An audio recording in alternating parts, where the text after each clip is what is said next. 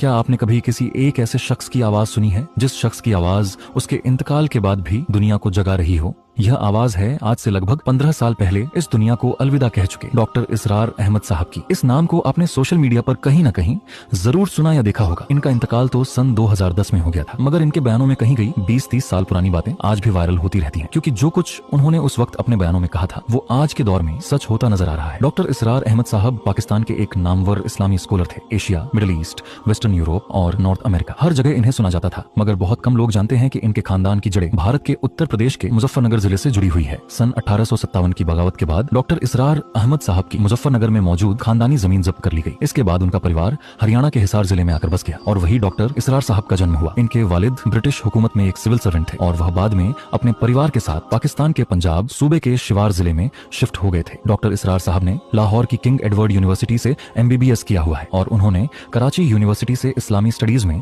Masters की degree हासिल की। इनके 4 बेटे और 5 बेटियां हैं और इस्लाम पर इन्होंने लगभग 60 के आसपास किताबें लिखी हुई हैं। इन्होंने दीन और दुनिया के कई अहम मुद्दों पर ऐसे बयान दिए जो लोगों के दिलों को छू गए और उन्हें सोचने पर मजबूर कर दिया। सन 2010 में जब ये 77 साल के थे तो कार्डियक अरेस्ट की वजह से इनका इंतकाल हो गया था। इंतकाल कर जाने के बाद भी उनकी आवाज आज भी दुनिया भर में गूंज रही है। इनके वो अल्फाज जो बरसों पहले कहे गए थे वो आज सच साबित हो रहे हैं, क्योंकि यह उनके नहीं बल्कि उनके जरिए से कहे गए कुरान के अल्फाज थे।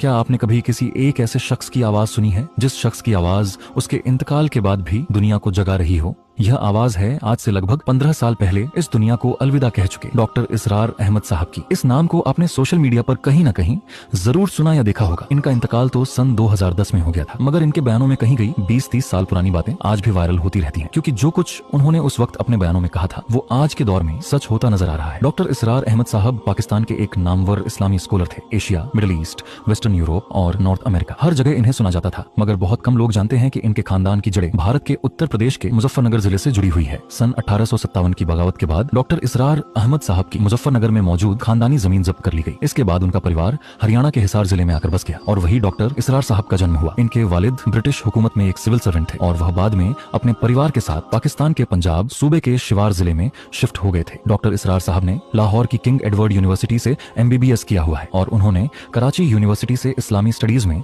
मास्टर्स की डिग्री हासिल की। इनके 4 बेटे और 5 बेटियां हैं और इस्लाम पर इन्होंने लगभग 60 के आसपास किताबें लिखी हुई हैं। इन्होंने दीन और दुनिया के कई अहम मुद्दों पर ऐसे बयान दिए जो लोगों के दिलों को छू गए और उन्हें सोचने पर मजबूर कर दिया। सन 2010 में जब ये 77 साल के थे तो कार्डियक अरेस्ट की वजह से इनका इंतकाल हो गया था। इंतकाल कर जाने के बाद भी उनकी आवाज आज भी दुनिया भर में गूंज रही है। इनके वो अल्फाज जो बरसों पहले कहे गए थे वो आज सच साबित हो रहे हैं, क्योंकि यह उनके नहीं बल्कि उनके जरिए से कहे गए कुरान के अल्फाज थे।